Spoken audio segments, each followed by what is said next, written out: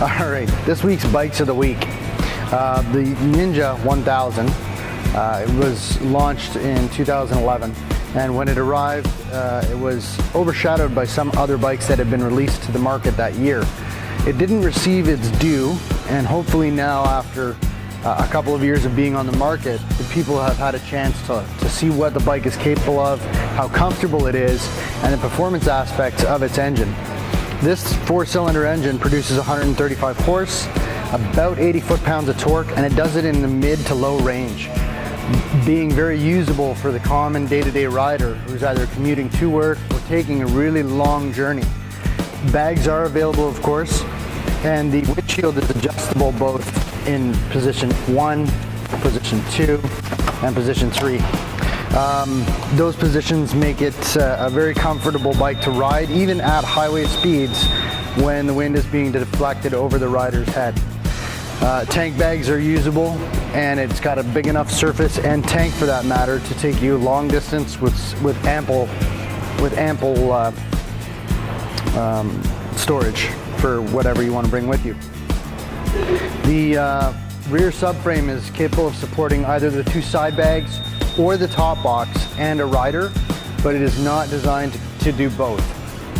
This year's upgrades to the bike in 2014 were an upgraded suspension system, both front and back, and it got a little bit more horses. I think it's up to about 137 or 138 now.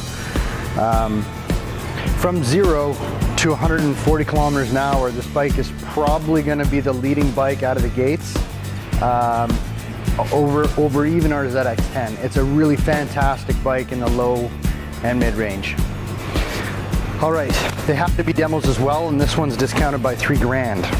Not very often we can offer that kind of savings.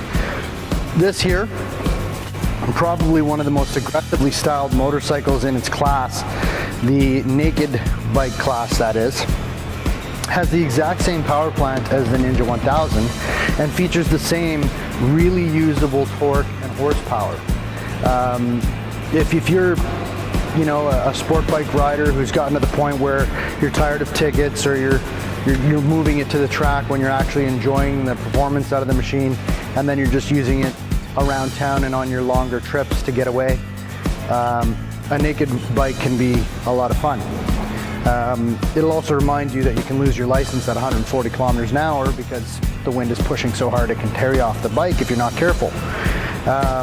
This bike here is a great bike and performs a lot like some of the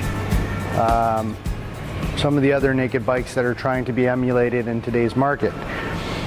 It does feature a $4,800 discount, so please come down, have a test ride, give it a shot, and see if this bike might be for you.